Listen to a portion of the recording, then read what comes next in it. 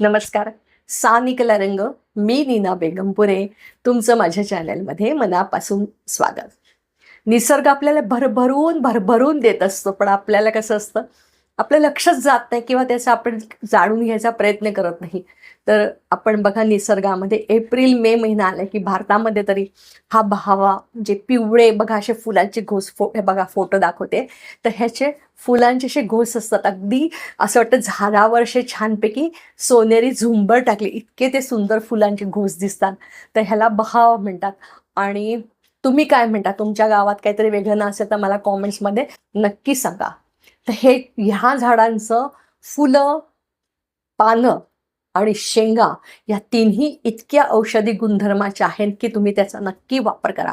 बघा, तुमच्या आजूबाजूच्या परिसरात हे झाडं आढळतीलच तुम्हाला. याच्या शेंगानं आपलं शेवगा असतो की नाही, तर शेवग्याच्या शेंगासारखंच, पण फक्त थोड्याशा जाड असतात बरं का.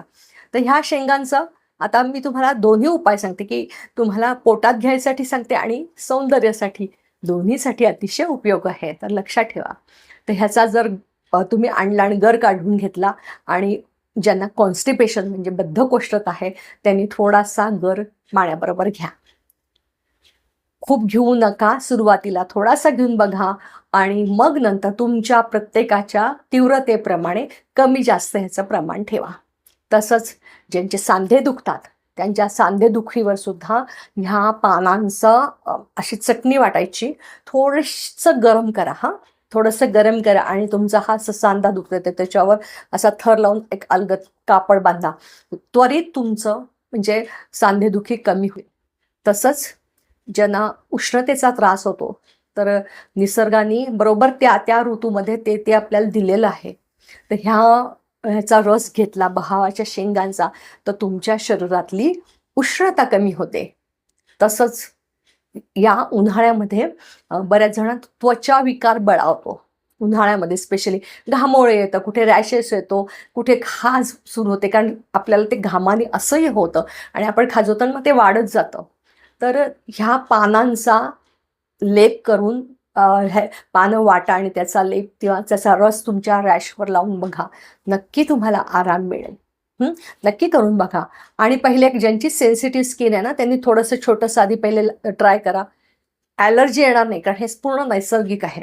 पण तरीसुद्धा असं वाटलं तर तुम्ही छोटंसं असं लावून बघा, आणि मग तुमच्या पूर्ण शरीराला, कारण काही जणांना पूर्ण शरीरभर ते घामोळ वगैरे येतं, तर त्याचा रस असा सगळीकडे चोळा. नक्की तुमचं घामोळं कमी होईल. हे जे काही त्वचा विकार आहे ते कमी होतील. आता केसासाठी सांगते.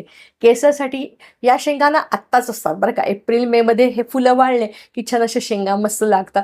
त्या तुम्ही गोळा करून ठेवा. जिथे मिळतील तिथे गोळा करून ठेवा. नाहीतर मग आयुर्वेदिक दुकानात पावडर मिळतेच त्याची, म्हणजे हे आयुर्वेदिकच आहे, त्यामुळे तुम्हाला नक्की त्याची पावडर मिळेल. तर तुम्ही सहज उपलब्ध असेल तर या शेंगा घेऊन द्या, फोडा त्या छानपैकी, खलबत म्हणजे बत्ता असतो की नाही, किंवा हातोडीने अशा फोडा. त्यातला मधला सगळ्या बी काढून घ्या आणि तुमच्या केसांच्या क्वांटिटी, त्यामध्ये कमी आहे तर तुमच्या प्रत्येकाची केसाची तुमची लांबी त्याच्याप्रमाणे साधारण एवढं एवढं भिजत टाका. रात्रभर पाण्यात भिजत टाका. सकाळी 1-2 कप पाण्यामध्ये त्या म्हणजे रात्रभर जे भिजलेल्या त्या शेंगा, कलौंजी आणि 1 चमचा मेथी असं पाण्यामध्ये टाका आणि खूप उकळा. उकळून झालं की म्हणजे तुमचं 2 कपाचं 1 कप पाणी झाल्यावर ते सगळं गाळा आणि मग त्याच्यामध्ये मेहंदी भिजवा. मेहंदी भिजवून दुसऱ्या दिवशी तुम्ही तुमच्या केसांना लावा. बघा, खूप सुंदर रंग या भावामध्ये सुद्धा केसांना रंग द्यायची एक गुणधर्म आहे. फक्त मी एकदम सांगते की तुम्हाला छाती ठोकपणे असं नाही होणार आहे की तुम्ही एकदा केलं आणि तुमच्या आयुष्यभर पांढऱ्याचे काळे, असं नाही.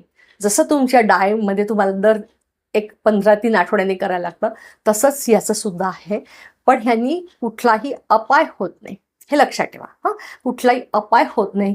तेव्हा तुम्ही अगदी डायमध्ये एक छान मेहंदी हे करा, मिक्स करा, आणि केसाला एक वेगळ्या प्रकारचा काळा रंग येतो आणि खूप छान चमक येते. नक्की करून बघा. अजून आता चेहऱ्याच्या ग्लोसाठी आपल्याला वाटतं चेहऱ्याचा, तर अगदी आपण खूप पॉझिटिव्ह असतो चेहऱ्यासाठी. तर हिची फुलं जी असतात ती फुलं वाटा. छानपैकी वाटा. छान फाईन असं म्हणजे छान पेस्ट तयार होते. त्याच्यामध्ये बेसन ॲड करा थोडंसं, आणि थोडीशी हळद घाला, आणि ही छान जी पेस्ट आहे ना, ही छान चेहऱ्याला लावा. आणि मग ती पेस्ट तुम्ही सुकते, 15-20 मिनिटांनी सुकल्यावर कोमट पाण्याने चेहरा धुवा. इतका सुंदर चेहऱ्याला ग्लो येतो. तर असा हा बहुगुणी आणि अल्प खर्चिक असा हा बहावा तुमच्या परिसरात जर असेल तर नक्की म्हणजे हा व्हिडिओ आठवून तुम्ही त्याचा उपयोग करा आणि मला कॉमेंट्समध्ये नक्की सांगा.